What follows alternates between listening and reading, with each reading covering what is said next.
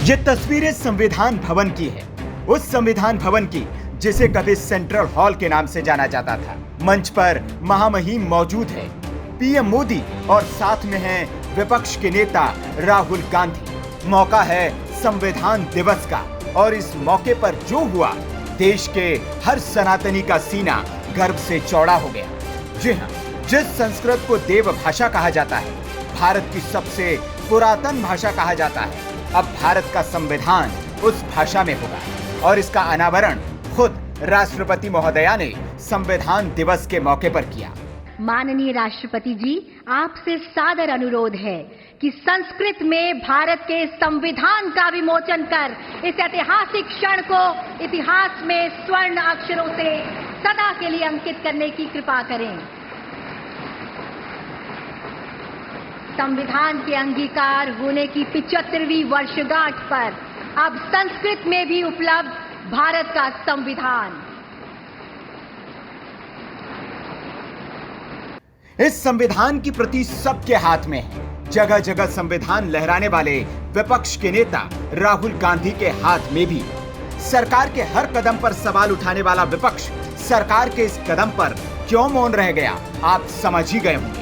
दरअसल संविधान दिवस के मौके पर राहुल गांधी भी मंच पर मौजूद थे और पूरा विपक्ष सामने बैठा हुआ। हालांकि राहुल गांधी की यहां मंच पर की गई हरकतों को लेकर उनको ट्रोल भी किया गया। बीजेपी ने उनकी समझ पर सवाल उठाते हुए कहा कि उनको बैठने और उठने की तमीज तक नहीं है।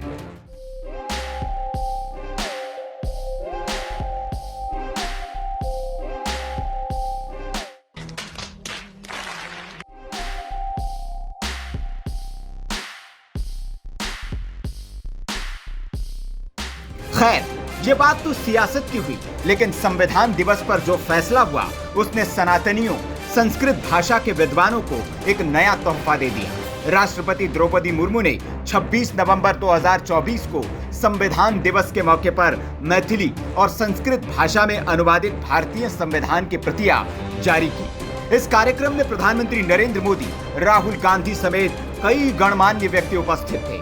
इस अवसर पर एक विशेष डाक टिकट और सिक्का भी जारी किया गया। ये मैथिल भाषा के लिए एक बड़ा कदम है, जिसे 2004 में अटल बिहारी वाजपेयी सरकार ने संविधान की 8वीं अनुसूची में शामिल किया था।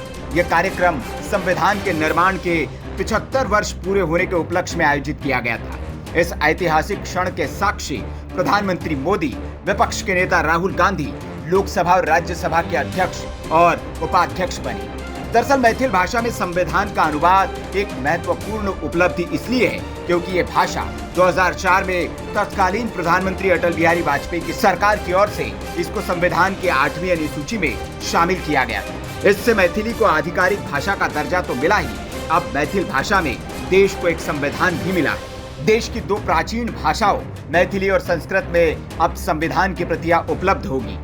इस कार्यक्रम में सत्ता पक्ष और विपक्ष के नेता एक साथ मौजूद थे।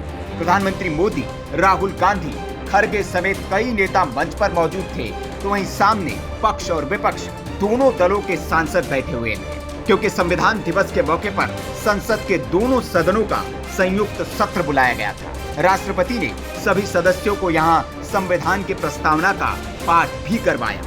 Bureau report, VK news. VK news, राष्ट्र के नाम।